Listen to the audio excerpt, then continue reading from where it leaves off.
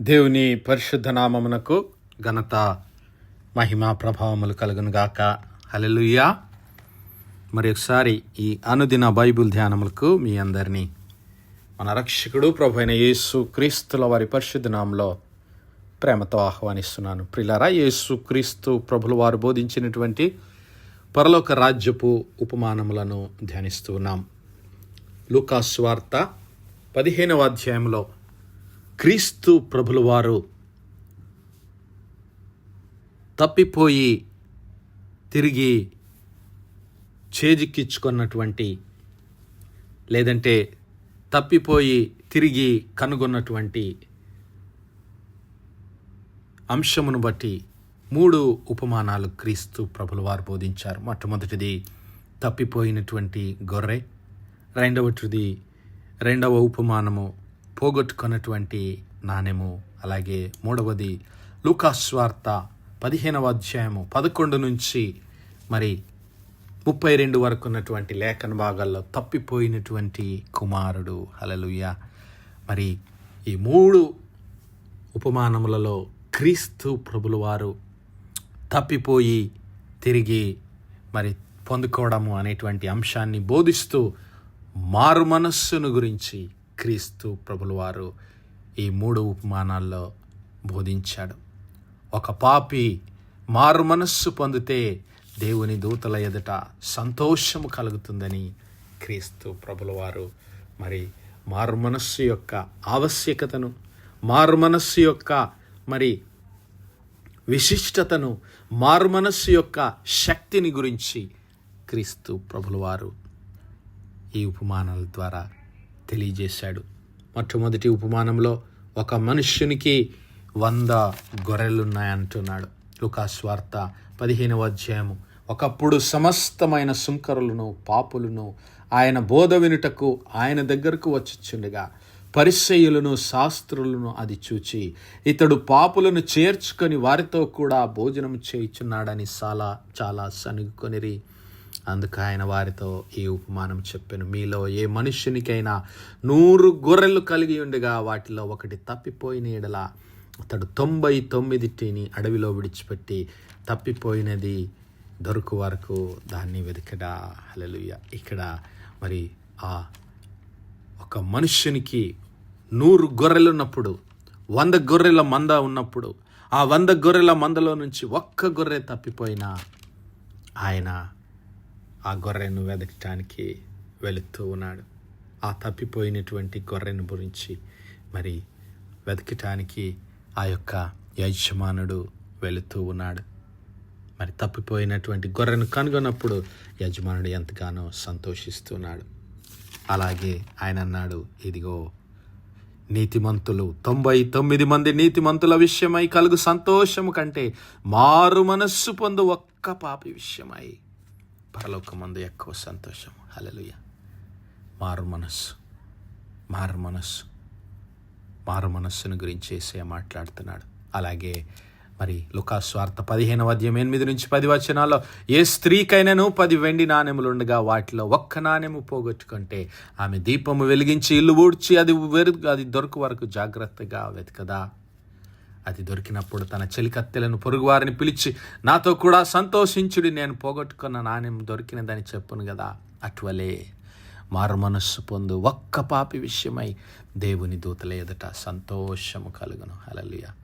అక్కడ 100 గొర్రెల నుంచి ఒక్క గొర్రె పోయినా, ఇక్కడ 10 నాణ్యంలో నుంచి ఒక్క నాణ్యం పోగొట్టుకున్నా దేవుని సన్నిధిలో మరి కావలసింది ఏమిటి అంటే ఆయన కోరుకునేది మారు మనస్సుని ఆయన కోరుకుంటున్నాడు. ఇక 3వ ఉపమానంలో మనం చూస్తే 2 కుమారుల నుంచి ఒక్క కుమారుడు తప్పిపోతూ ఉన్నాడు. 2 కుమారుల నుంచి ఒక కుమారుడు మారు మనస్సు లేక మరి తండ్రి యొద్ద నుండి వెడలిపోతూ ఉన్నప్పుడు యేసయ్య ఆ తప్పిపోయిన కుమారుడు ఎప్పుడైతే మారు మనస్సు పొందాడు, లూకా సువార్త 15వ అధ్యాయం 11 నుంచి 32 వచనాలు ఉన్నటువంటి లేఖన భాగాల్లో ఆ తప్పిపోయిన కుమారుని గుర్చినటువంటి మరి ఉపమానాన్ని మనం ధ్యానిస్తున్నాం. ఒక మనుష్యునికి 2 కుమారులుండిరి. వారిలో చిన్నవాడు తండ్రి ఆస్తిలో నాకు వచ్చు భాగమిమ్మని తన తండ్రిని అడుగగా అతడు వారికి తన ఆస్తిని పంచిపెట్టెను. కొన్ని దినములైన తర్వాత ఆ చిన్న కుమారుడు సమస్తమును కూర్చుకొని దూరదేశమునకు ప్రయాణమైపోయి అచ్చట తన ఆస్తిని దుర్వ్యాపారం వలన పాడు చేశాను. అదంతయు ఖర్చు చేసిన తర్వాత ఆ దేశమందు గొప్ప కరువు రాగా వాడు ఇబ్బంది పడసాగి వెళ్ళి ఆ దేశస్థులలో ఒకని చెంత చేరెను. అతడు పందులను మేపుటకు తన పొలంలోనికి వానిని పంపెను. వాడు పందులు తిను పొట్టుతో తన కడుపు నింపుకొని ఆశపడెను, కానీ ఎవడునో వానికి ఏమీ ఇయ్యలేదు. అయితే బుద్ధి వచ్చినప్పుడు, హల్లెలూయా, అనగా ఎప్పుడైతే వాని మనస్సు మారిపోయిందో, వాని హృదయము దేవుని వైపు తిరిగిందో, వాని హృదయం తండ్రి వైపు తిరిగిందో, ఇదిగో అతడు బుద్ధి వచ్చినప్పుడు నా తండ్రి యొద్ద ఎంతో మంది కూలి వాళ్లకు అన్నం సమృద్ధిగా ఉన్నది, నేనైతే ఇక్కడ ఆకలికి చచ్చిపోవచ్చున్నాను. నేను లేచి నా తండ్రి యొద్దకు వెళ్ళి, తండ్రి, నేను పరలోకమునకు విరోధముగాను నీ ఎదుటను పాపము చేసి తిని ఇక మీదట నీ కుమారుడని అనిపించుకొనుటకు యోగ్యుడను కాను. నన్ను నీ కూలివానిలో ఒకరిగా పెట్టుకోమని తండ్రితో చెప్పుదనని లేచి తండ్రి యొద్దకు వచ్చాను. వాడు ఇంకను దూరంగా ఉన్నప్పుడే తండ్రి వానిని చూచి కనికరపడి, హల్లెలూయా, వాని మెడ మీద పడి ముద్దు పెట్టుకొనెను.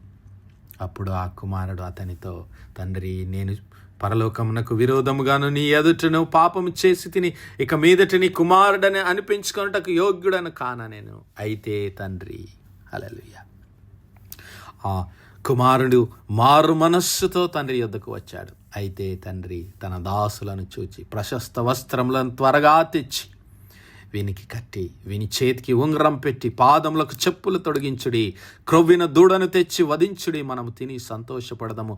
ఈ నా కుమారుడు చనిపోయి మరలా బ్రతికేను, హల్లెలూయా, తప్పిపోయి దొరికెను అని చెప్పాను. అంతటా వారు సంతోషపడసాగిరి, హల్లెలూయా. ఇక్కడ ఆ తప్పిపోయినటువంటి కుమారుడు తండ్రి ప్రేమలో నుంచి తప్పిపోయాడు, తండ్రి ఇంటిలో నుంచి తప్పిపోయాడు, తండ్రి సన్నిధిలో నుంచి తప్పిపోయాడు, తండ్రి సహవాసంలో నుంచి తప్పిపోయాడు, తండ్రి కనికరములో కృపలో నుంచి తప్పిపోయాడు. అయినప్పటికీ మారు మనస్సు పొందుకొని బుద్ధి వచ్చినప్పుడు తన తండ్రిని జ్ఞాపకము చేసుకున్నాడు. తండ్రి ప్రేమను జ్ఞాపకము చేసుకొని మరి మారు మనస్సుతో ఇంటికి వచ్చినప్పుడు ఆ తండ్రి అతనిని త్రోసివేయలేదు. హల్లెలూయా. నా కుమారుడా, నా కుమార్తె, నా సహోదరి, నా సహోదరుడా, ఈరోజు దేవుడు నిన్ను పిలుస్తున్నాడు. నువ్వు ఎలాంటి స్థితిలో ఉన్నా మారు మనస్సు పొంది ఆయన వైపు తిరిగితే ఆయన నిన్ను చేర్చుకొనడానికి సిద్ధంగా ఉన్నాడు. క్రీస్తు ప్రభుల వారు మరి పరలోక రాజ్యము సమీపించి ఉన్నది, మారు మనస్సు పొందండి, మారు మనస్సు పొందండి అని ఆయన ఈ లోకంలో తన సువార్తను ప్రకటించ మొదలు పెట్టినప్పుడు ఆయన మొట్టమొదటిగా పలికినటువంటి మాటలు మార్కు సువార్త 1వ అధ్యాయం 15వ వచనంలో, కాలము సంపూర్ణమై ఉన్నది, దేవుని రాజ్యము సమీపించి ఉన్నది, మారు మనస్సు పొంది సువార్తను నమ్ముడి. హల్లెలూయా. మారు మనస్సు పొంది సువార్తను నమ్మండి. కాలము సంపూర్ణమై ఉన్నది. క్రీస్తు ప్రభుల వారు ఆయన రాకడ సమీపమై ఉన్నది. నా సహోదరుడా, నా సహోదరి, ఆయన జీవించి ఉన్నంత కాలము ఆ మారు మనస్సును గురించి శిష్యులకు, ఆ ప్రజలకు బోధించాడు. మత్తయి సువార్త 4వ అధ్యాయం 14వ వచనం నుంచి 12వ వచనం నుంచి చదువుకుందాం. యోహాను చెరపట్టబడినని యేసు విని గలిలయకు తిరిగి వెళ్ళి నజరేతు విడిచి జబులూను, నఫ్తాలి అను దేశముల ప్రాంతములలో సముద్ర తీరమందలి కపెర్నహూమునకు వచ్చి నివాసముండెను. జబూలూను దేశము, నఫ్తాలి దేశమును, యోర్దానుకు ఆవల ఉన్నటువంటి సముద్ర తీరమున అన్యజనులు నివసించు గలిలయయు చీకటిలో కూర్చుండి ఉన్న ప్రజలు గొప్ప వెలుగును చూచిరి. మరణ ప్రదేశములోను మరణ ఛాయలోను కూర్చున్న వారికి వెలుగు ఉదయించెను అని యెషయా ప్రవక్త ద్వారా పలకబడినటువంటి లేఖనములు నెరవేరినట్లు ఈ విధముగా జరిగినది. అప్పటి నుండి యేసు పరలోక రాజ్యము సమీపించి ఉన్నది గనుక మారు మనస్సు పొందుడి అని చెప్పుచు ప్రకటించ మొదలుపెట్టెను. నా సహోదరుడా, నా సహోదరి, ఈరోజు కూడా ఆయన నిన్ను పిలుస్తూ ఉన్నాడు. పరలోక రాజ్యము సమీపించి ఉన్నది. ఇంకా మరి నీవు ఎలాంటి స్థితిలో ఉన్నావో, మరి దేవుని సన్నిధిలో నుంచి తప్పిపోయినటువంటి ఆ గొర్రె స్థితిలో ఉన్నావో, లేదంటే ఆ స్త్రీ పోగొట్టుకున్నటువంటి నాణెమును పోలినటువంటి స్థితిలో ఉన్నావేమో, లేదంటే ఆ తప్పిపోయినటువంటి చిన్న కుమారుడి స్థితిలో నీవున్నా, ఏ స్థితిలో నీవున్నా నా సహోదరుడా, యేసయ్య నిన్ను పిలుస్తూ ఉన్నాడు. యేసయ్య నీ కొరకు వెతుకుతూ ఉన్నాడు. నిన్ను నీవు ఆయన సన్నిధిలోనికి మరి సమర్పించుకొని ఆయన మాటలకు, ఆయన సువార్తకు లోబడితే, ఆయన మాటలకు లోబడితే నిన్ను పరిశుద్ధుడిగా చేయడానికి, నిన్ను తిరిగి చేర్చుకోవడానికి, నీ పాపములు క్షమించి నిన్ను చేర్చుకోవడానికి ఆయన సిద్ధంగా ఉన్నాడు. మరి ఈరోజు మనం ఎలాంటి స్థితిలో ఉన్నా ఆయన వైపు తిరుగుదాం. ఆయన కొరకు, ఆయన మన కొరకు కలువరి శిలువలో ప్రాణం పెట్టి తన పరిశుద్ధ రక్తాన్ని చెందించినటువంటి దేవుడై ఉంటున్నాడు. ఆయన వైపు తిరిగి మారు మనస్సు పొంది ఆయన శిలువ రక్తంలో మన పాపములను, మన హృదయములను కడుక్కొని ఆయన క్షమాపణను పొందుకుందాం. తిరిగి ఆయన సహవాసంలో ప్రవేశిద్దాం. అతి కృప, అతి ధన్యత దేవుడు మనందరి జీవితాల్లో దయచేయనుగాక. ఆమేన్, ఆమేన్, ఆమేన్. ప్రార్థించుకుందాం. హల్లెలూయా, హల్లెలూయా, హల్లెలూయా, హల్లెలూయా. స్తోత్రము, స్తోత్రము, స్తోత్రము, స్తోత్రములు తండ్రి. అత్యంత కృపాభరితుడవు, అత్యున్నత సింహాసనంపై ఆసీనుడవైన మా ప్రియ పరలోకపు తండ్రి, క్షమగలిగిన మా దేవ, సైన్యములకు అధిపతివగు మా యెహోవా తండ్రి, కృపా కనికరములు గల మా ప్రభువా, సూర్యోదయం మొదలుకు ఇంత మటుకు మా తండ్రి మీ చల్లని రెక్కల నీడను భద్రపరిచి అయ్యా ఈ యొక్క మరొకసారి మీ ప్రియ కుమారుడు మా ప్రభువైన యేసు క్రీస్తుల వారి పరిశుద్ధ నామములో మీ కృపా సన్నిధానంలో ప్రార్థించడానికి అయ్యా సజీవ లెక్కలో మమ్మల్ని లెక్కించిన మీ ప్రేమకు వందనాలు, కృతజ్ఞతాస్తుతులు, స్తోత్రాలు, స్తోత్రాలు, స్తోత్రాలయ్యా. దినమెల్లా మీ యొక్క పరిశుద్ధాత్మ సహాయం, నడిపింపు, ఆదరణ, సహవాసాన్ని మాకు అనుగ్రహించిన తండ్రి, మీకు లెక్కలేని స్తుతులు, స్తోత్రాలు చెల్లిస్తున్నాం. అవునయ్యా, మీరు క్షమించడానికి సిద్ధమైనటువంటి మనస్సు కలిగిన దేవుడు, నశించిన దాన్ని వెతికి రక్షించడానికి అయ్యా మేము పోగొట్టుకున్నది తిరిగి సంపాదించుకోవడానికి మారు మనస్సు పొంది మీ రక్షణను, మీ నిత్య జీవాన్ని, మీ సహవాసాన్ని, మీ ప్రేమను, మీ కనికరాన్ని, మీ కృపను తిరిగి పొందుకొనడానికి ప్రభువా యేసయ్యా మీరు మా కొరకు కల్వరి సిలువలో మీ పరిశుద్ధ రక్తాన్ని చిందించి మీ ప్రాణాన్ని అర్పించారు కదా ప్రభువా. మరి అట్టి క్షమాపణ మేము పొందుకొనడానికి కావలసినటువంటి మారు మనస్సు అనుభవము మాలో ప్రతి ఒక్కరికి దయచేయమని వేడుకుంటున్నాం. అయ్యా, ఇంకా ఎవరైనా ఈ దినము మీ సన్నిధిలో తప్పిపోయినటువంటి స్థితిలో ఉంటే ఈ దినమే ప్రభువా వారికి మారు మనస్సు అనుభవాన్ని దయచేయండి ప్రభువా. మీ యొక్క పరిశుద్ధాత్మ శక్తి చేత బిడ్డ హృదయాలను కరిగించి మార్చి మీ వైపు తిరిగి ప్రభువా బిడ్డలు మీ సన్నిధిలో తిరిగి చేరే కృప దయచేయమని వేడుకుంటున్నాం ప్రభువా. ఈ వర్తమానాలు వినిచిన మా ప్రియ బిడ్డల కుటుంబాలన్నిటిని దీవించండి, ఆశీర్వదించండి, మీ కృపలో భద్రపరచండి. అయ్యా, దుఃఖంలో, వేదనలో ఉన్నటువంటి బిడ్డలకు ఆదరణ దయచేయండి, బలమును, శక్తిని అనుగ్రహించండి దేవా, మీకే స్తోత్రాలు. అలాగే మా తండ్రి అనారోగ్యంతో ఆసుపత్రి పడకల మీద ఉన్నటువంటి బిడ్డలను యేసయ్యా మీ గాయపడిన హస్తము చేత ముట్టి సంపూర్ణ స్వస్థత, ఆరోగ్యం, బలమును దయచేయమని వేడుకుంటున్నాం.